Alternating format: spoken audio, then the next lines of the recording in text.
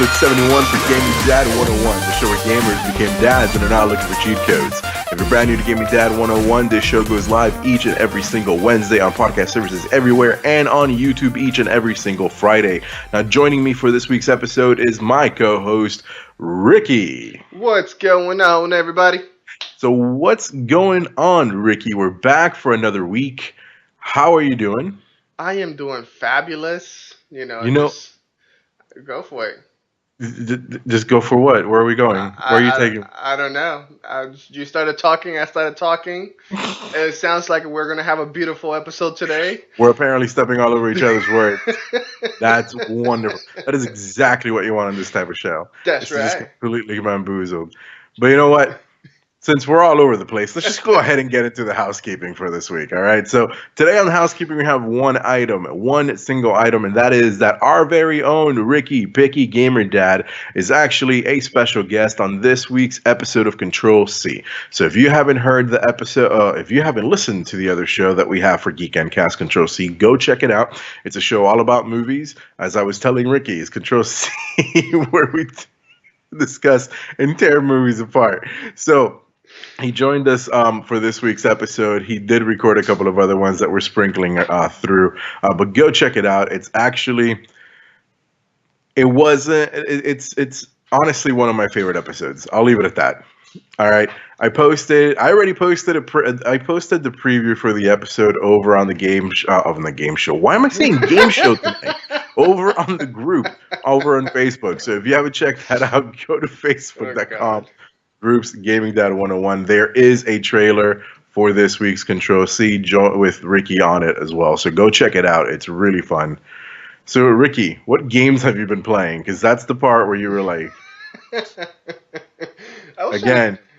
this whole thing with, today we didn't have any technical issues, and I think that's the problem. No, We've had so many issues for the past couple of weeks that the fact that everything ran smooth today has us completely off whack. It's not making any sense. So what's up, man? How you been? I've been fabulous, like I was saying.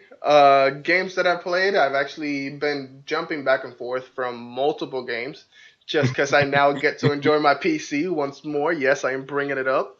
But yeah, I've been playing Batman Arkham Knight. Sweet. Yeah, it's Arkham Knight. It was a Batport apparently originally, but it had a lot of difficulties when it first came out. There were a lot of things that weren't working correctly. It had a lot of glitches. I know that at one point they took the game off the market completely. Like, it had just come out, and I think it was within a couple of days they took it down. So it was an interesting ordeal. Yeah, well, I was yeah. Sorry. I'll be right back. And we're back. Sorry about that random interruption, and I'm sure that the cutting job on that for both the video and the audio are going to be just wonderful. So, with that said, we were talking about Batman Arkham. Was it Arkham Knight? Yes. All right. So, yes, it did have a lot of issues when it first came out, but how are you liking it? I'm sure supposedly they fixed everything by the end of it. Yeah, I mean, it's running pretty smooth on my end. I did try to play with a little bit of live stream on Facebook Live. I did not do it to the show. I did it to my original page that I had. How'd that work out? It took about 4 tries to get the video to finally run smooth. Nice.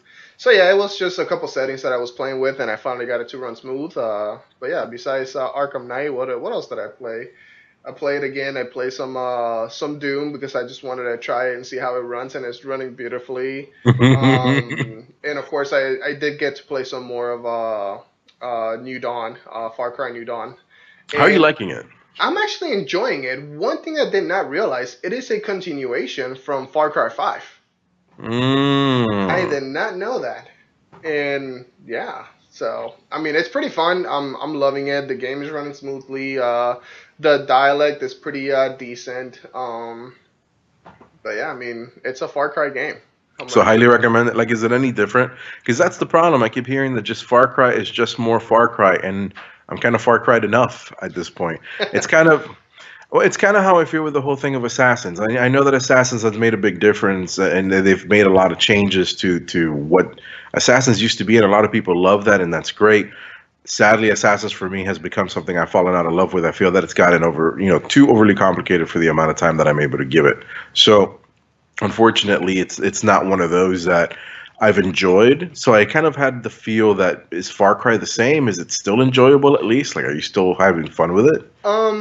And this is just me coming from playing Far Cry 4 and Far Cry Primal. Those I kind of fell out of love after playing those games. I never played Far Cry 5. Okay. So playing this one, they did introduce at least some new mechanics that were not on Primal nor 4. That I'm actually enjoying, where you can actually hover over one of the missions that you have to go to, or at least one of the characters that you have to go to bring it over to your crew. And they start off with like a little recording of, hey, what is expected from this mission from you. Nice. So you actually get to hear what's going on, so you can kind of base your judgment on what is it that you want to go tackle first. They've also introduced like a monster version or a variant version of the animals. So for example, you have like a monster brown bear where it's like, it's like covered in like moss grass looking kind of thing, kind of looking kind of like a rock with moss and whatnot, and it has like a very soft spot. And those specific animals are like your ultra level animals that are the most difficult, to kill. Okay. So I mean, so far I've found the rhino, I believe is what it was. The variant rhino or the monster rhino, however they call it in the game. Okay. But yeah, I mean, I can see why it's difficult.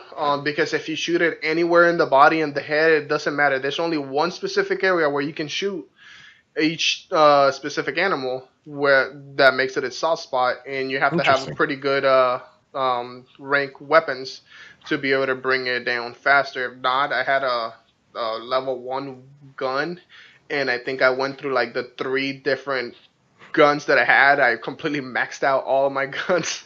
Nice. With no bullets by the time I was done, but I got him down. So I was actually very proud. So it's one of those, okay, so then Monster Hunter or this? Technically, then once you kill them, you can go and trade the items that you acquire from those specific monsters. So like the meat that you get from them, you can go trade them, and they'll give you like circuit boards to be able to build, whatever it is that you have to build within the game. Because there's a lot of crafting on this game, is what I've noticed. Is there? Yes, there's a lot of craftings for your vehicles, for your weapons. That's the way that you unlock a lot of the stuff. All right. So. No bad. All right, so now if you're joining us for the first time, one of our very first segments is actually called Reasons Why We're Broke. So, Ricky, why are we going to go broke this week? It doesn't look like we're going to be too bad. No, it's not going to be too bad. But we're going to start it off with Left Alive. We're coming out for the PS4 and PC on March the 5th. We have Total War, 3 Kingdoms, coming out for the PC on March the 7th. We finally have Devil May Cry 5. So I know there's a lot of people out there very excited for it. I did get to play the demo for it, and I had some fun. It was actually the very first Devil May Cry game that I've ever played too. But it's coming out for the PS4, Xbox One, and PC on March the 8th. Nice. And we also have Kirby Epic Yarn coming out for the 3DS, which is still kicking apparently, coming out on March the 8th as well. All right, we don't know how long it's kicking, all right? First of all, the 3DS needs to disappear. Everything just needs to go out for the Switch. That's all that needs to happen. Second of all, I would like to say, if you guys remember, we did introduce a segment to the show called Gamer on the Street. Now, we haven't unfortunately had any more, but I would like to reach out for any listeners out there and everybody over our Facebook group. I would like to see if anybody can give us a Gamer on the Street review for Devil May Cry 5 or Kirby's Epic Yarn. I'd really like to know, because one, I'm really curious about Devil May Cry 5. I didn't get to do the demo, and 2, Kirby's Epic Yarn, I want it for the Switch. I'm not even going to lie. Again, 3DS needs to disappear. Everything needs to come to the Switch. So let's go ahead and get into the news for this week. Now, we actually, last week, unfortunately, we recorded right before the Pokemon Direct came out. Literally, our episode came out the same day.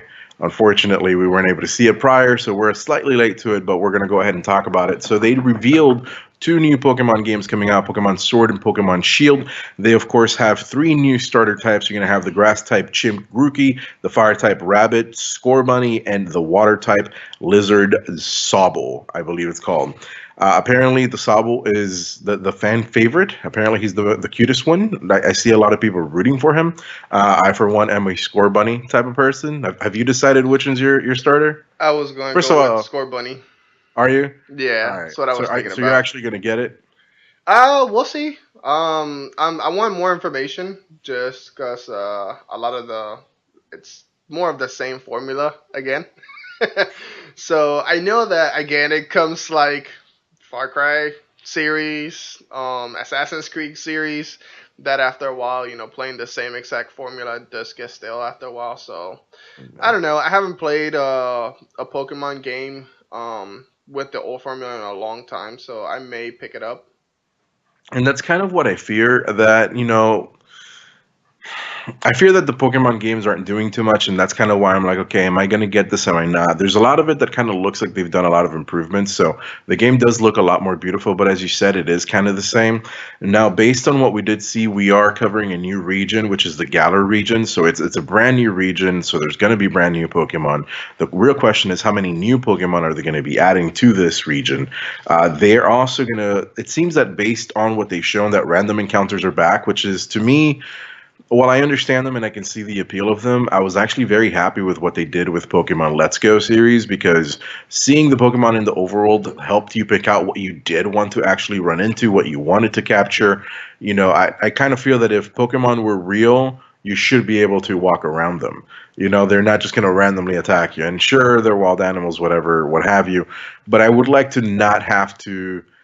I would like to be able to walk somewhere and avoid battles. I actually love that about the Let's Go, series, is the fact that I wasn't just randomly walking and then suddenly it's popping in and I'm in a battle and suddenly I have to fight, whether I have the ability to or not. And that is the part that I'm hoping that is not the case, that it was just something that they did, to be able to show it off and kind of announce it. But we'll see. We do know that gyms are, of course, back. And it seems that the game is going to be out later this year. My bet is that this comes out somewhere between October and November. Right now, we don't have any big Nintendo games that are coming out for October.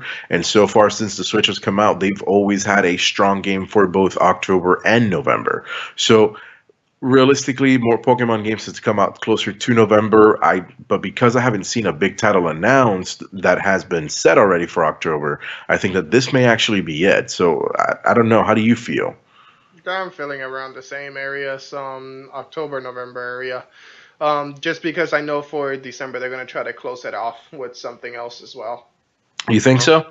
Yeah, either they're going to finally announce some kind of another bundle kind of deal for Christmas time. See, for me, I think that if you're going to hold a game for Christmas, I think the one that makes the most sense for Christmas would be Mario Maker.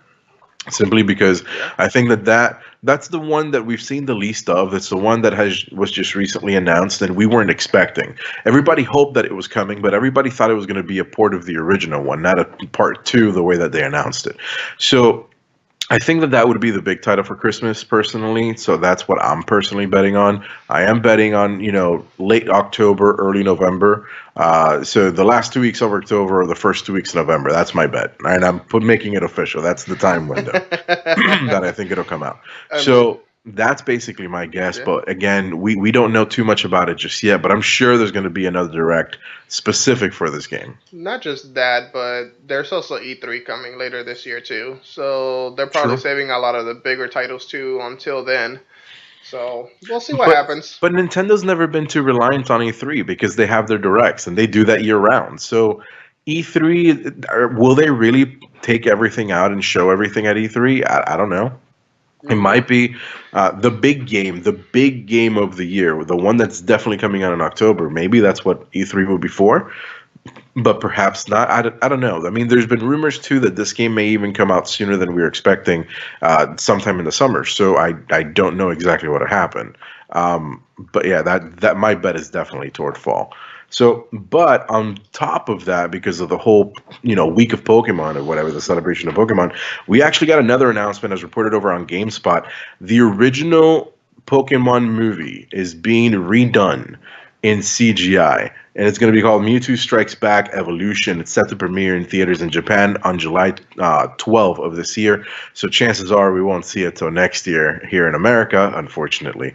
But if you look at the trailer is almost a shot-for-shot remake of the original trailer for the original Pokemon movie. Mm-hmm. So it's actually pretty exciting. Did you get a chance to take a look at it? I tried to load it, but it wouldn't load on my end. But I can only imagine how it's gonna look like. But yeah, no, I was a very fan. I was one of the fans from the original movie when it came out. I've seen at least up to Pokemon 3000 or 2000. So, you know what I hate for the original? So my brother somehow got to go see it in theaters, and he had the special edition card that they were giving out. Wow, really? Yeah, I think he still has it actually, where it's the ancient Mew, where it's like a hieroglyphic. Yeah, the hieroglyphic. It's a hieroglyphic. Oh my god, I can't even say the word. It's hieroglyphic. Whatever. In an ancient Egyptian type wall with all sorts of other hieroglyphs. Yes, there you go. That's the word. So I know English. I promise you, my English very good looking. I lost my train of thought, but realistically, yes, he had it, and I'm still jealous of it. Even though I don't know if it's worth anything anymore, but I know that it was a pretty sweet card, and I know that I wanted it. I mean, they may bring it back now because of the because of the movie. Sorry about that.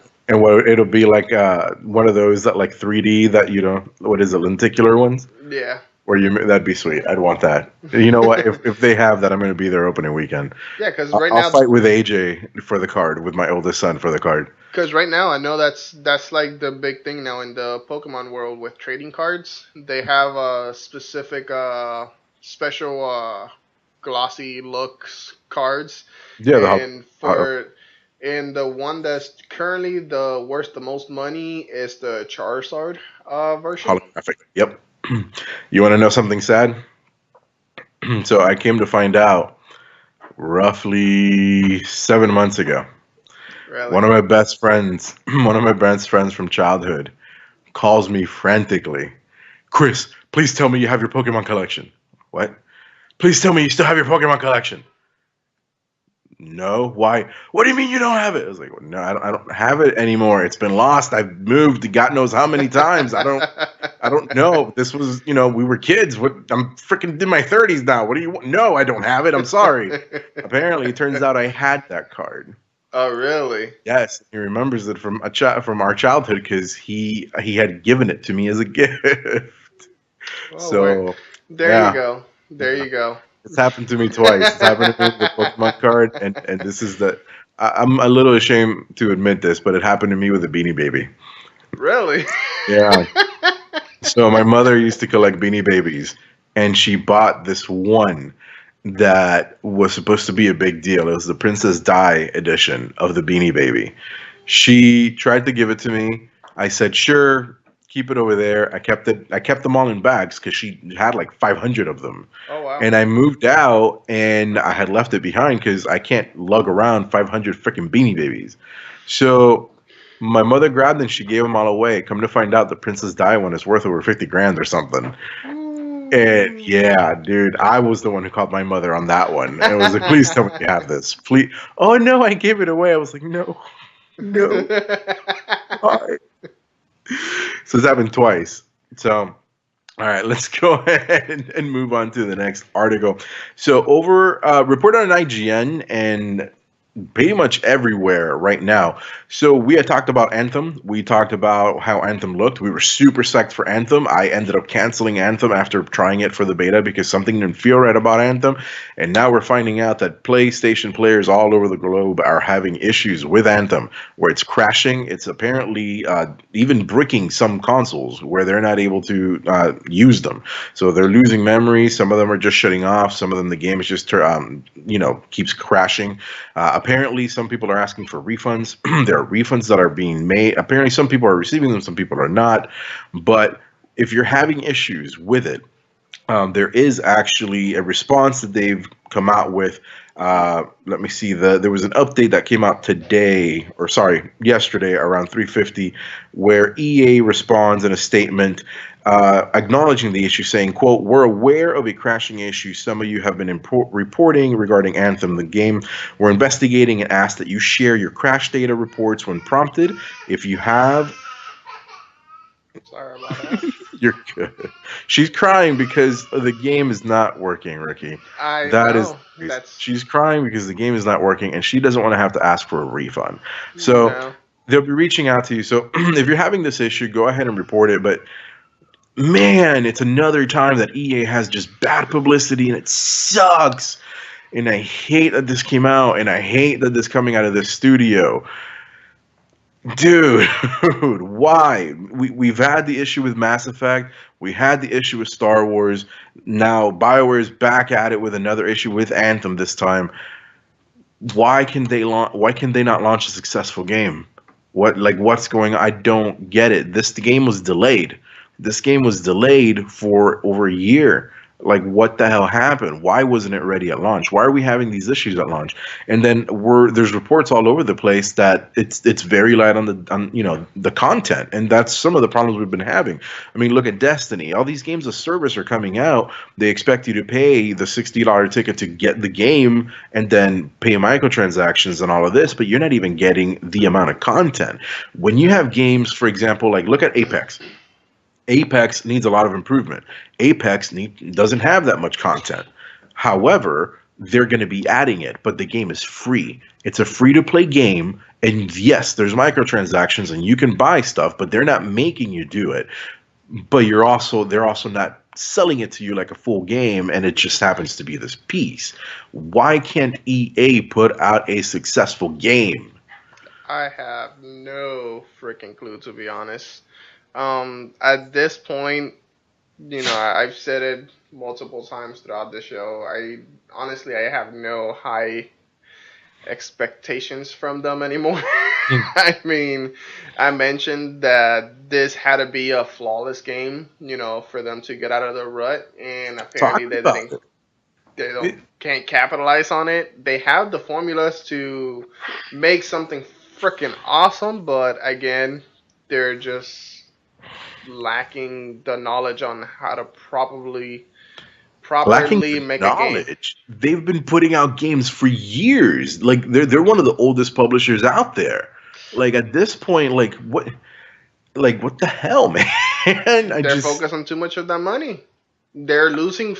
In other words, they're losing sight on what a game is supposed to be, and focusing more on the money. I hate giving them crap for it, but it's true. It's something that they were trying to do. Yep. So it's one of those where we'll see what happens. But I mean, like I said, I have a lot of faith in EA, and they've done a lot of good, but I don't understand what the issue is lately and why they can't put something together that has actually worked the way that it should. Mm-hmm. So hopefully they get all that taken care of, but unfortunately it just seems more bad news for EA, and I just don't know at this point what they can do to turn it around. I really don't. But the next news actually kind of cheered me up, and it put me in a little bit of a predicament, and I'm trying to figure it out, so I'd like to talk to you about it. So there's rumors, again, more rumors on Xbox for this year, which just kind of keeps on building to the hype that this year's E3 is going to be huge for Xbox. So it's going to be very interesting. I'm very much looking forward to it. But reported over by Windows Central, apparently the project code name Maverick, which is what we've discussed in the past as the Xbox without a disc tray that is supposed to be coming out. It seems that the rumors that they have the official name, it's going to be called the Xbox One S All Digital Edition. And then, of course, pre-orders are apparently going to start mid-April, with availability starting in May is what the rumor is, so that they would be coming out prior to even E3 happening.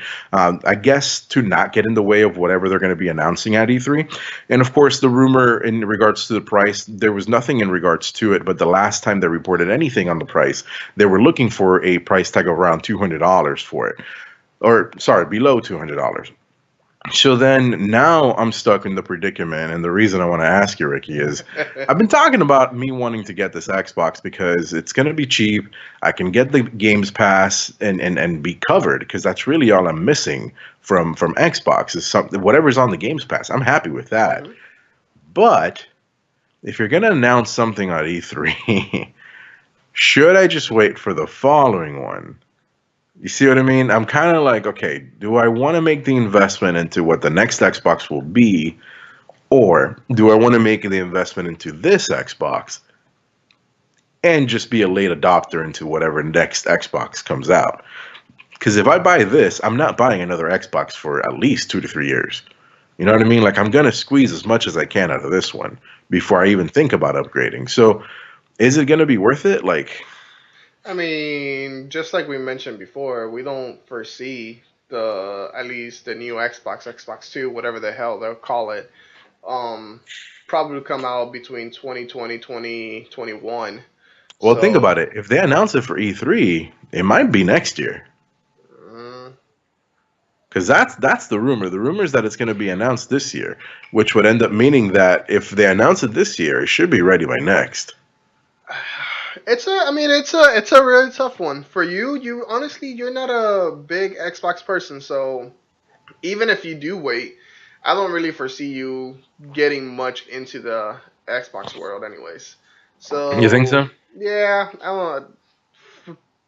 For what I've known you so far, I don't think that you'll jump that big of a bandwagon to get onto the brand new Xbox. You Um, see, and that's kind of what I'm going back, and I guess I'm trying to understand the strategy. I'm assuming they're trying to get as many Xboxes out there to the people as they possibly can before the new one comes out. mhm. But wouldn't people buying this one possibly hinder them buying the next one? Or are they looking at it as an investment on, let's get them in at this cheap price rate, see why they should love Xbox, and then that way, they'll, even though they won't get it right away, they'll still switch over to Xbox or they'll Well, still get the Xbox. let's put it this way. What if they're just testing the market to have a complete diskless drive for the next generation? See, and And that's this the is kind of thing I'd like to support. and this is just the test waters to see how much movements they can possibly get from a current console that can do that. Hmm. See, I kind of like that, and that's kind of what I'm hoping. And I love the idea of an all digital future. Now, I do like to have physical copies of games, and I have plenty of physical copies of games. But if you were to again offer me an Xbox with no disk drive, and this is the cheaper option, and all you need Xbox Gold and you need Games Pass, that's it. I'd be happy with that. Those are the two things with Xbox. I'd be more than happy with that. That's plenty of games between the free games that you get with Xbox Gold and then the games that you get through Games Pass. I'd be set. And then if it's for some reason a game comes out that isn't covered by one of those at some point or another, I can always just buy that one game off and that's it. Hmm. So it would be very interesting. So I'm kind of looking forward to it. So I mean, I do hope it comes out. I go. I'm gonna end up buying it. Who am I kidding? Just be aware. Babe, you're over there in the corner. Just know I'm buying it. All right? Yeah, yeah. She shook her head yes. You can't see her, but she shook her head yes. This is video proof that she already agreed. So with that, I heard a chuckle. you heard. Okay, I Nice. heard the See, chuckle. it's on video now. All right. So with that said, we're going to go ahead into a final segment of the show. If you're brand new to this show, we do have every week what we call the parenting cheat code of the week. This week's cheat code was written by our very own Ricky. So Ricky, what is your cheat code that you came up with and then I gave you notes on? My cheat code for this episode is gonna be Control the Madness. And thanks to Chris, he gave me a little bit better context behind my own cheat code. So Go ahead. Let's do this like we did it before we started recording. Hey, Ricky, man, we haven't come up with a cheat code for this week. Do you have one? hey, let's just control the madness. But what do you mean by control the madness, Ricky? Like, what is that? Well, over the weekend I went to a new bowling place called Splits, and I was hanging out with 4 little kids, all from the ranges of 2 years old all the way up to 6 now years old. You need to give a little more context, because for you to just randomly said, I was hanging out in a bowling alley with a whole mess of little kids, sounds very weird. My nieces and my daughters. There you go, much better, thanks. Oh God, please help me. But yes, No. I was hanging out with my niece and my daughters, 4 of them total, and we went ahead and ended up buying one of those cards like most places do now. Instead of actually having cash, you just get a card Nobody out that uses you coins upload. anymore. The arcade is now digital. So my fault was I only got one card for 4 kids, and trying to swipe that card on 4 different machines on 4 sections of the building at the same exact time was kind of a hectic and a little bit of madness going on. And that's when we came up with the idea. You should have just bought more cards. Pretty much. Yeah, it's on me. When we go, whenever we go to those places, we always end up with 3 cards. And that's usually 1 for CC, 1 for me, and then AJ sometimes gets 1. A lot of times when we go, it turns out to be like this big family thing, so AJ will tag along with Grandma, because Grandma's just going to refill it as much as wants. Because he'll be the first one to tell you, Grandma doesn't say no. So, with that said, he tags, he's smart at least. He tags along with the right adult. So he tends to play with that. So the 3 cards, definitely at least 3 cards. Yeah, at one point I was like, you know what, babe? Let me just get the card. I'll go swipe my own game. So I just kind of left her at the same time with the kids swiping the cards. And so Control the Madness is twofold. Yeah. Option A, get more cards. Or option B, disappear from the rest of your family. Get your own and just buy. I love you, babe. You're awesome. You're awesome at taking care of 4 kids. You are a lot better than me. I will say that for sure. All right. Now, let's go ahead. And with that, let's end this episode. It was a bit of a short episode, but we're once again in that slot of news that unfortunately there's not that many. We looked, and this is what we found. So thank you very much for joining. Oh, wait. Before we go, anything you want to plug, Ricky? I'm getting ahead of myself. Again, let's come watch YouTube. We're on YouTube again, or not again, but now. We're on YouTube now, every Friday, brand new episode. So this episode is now live. This episode is live on Wednesday on podcast. Yep. Friday on YouTube. Yep. Again, bear with me since I'm the one that has to do all the video editing. So sorry for the crappy cuts that this episode might bring. Hey, we're learning. We're working through it. We're making the show better little by little. Ricky and I spent several hours trying to fix some things yesterday in the video. God. We got them all fixed.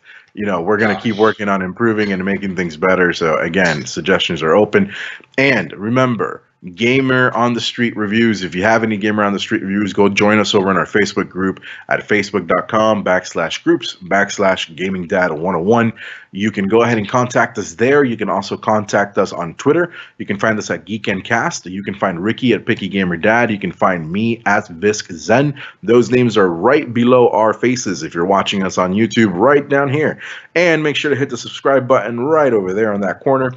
Am I pointing to the right corner? Yeah, right? Yes, Top you left. are. Yes. Cool. So go hit subscribe button over there and follow us. And if you hit the little bell somewhere down over there, I don't know where it is, you'll get notifications for whenever we post new episodes on YouTube and new videos, so you can check those out. Thank you once again, everybody, for checking us out. Remember, Gamer on the Street reviews for next week's episode. Check us out on YouTube. Check us out on podcast services. Rate us, subscribe, all of that jazz. We'll see you next Wednesday. Luego.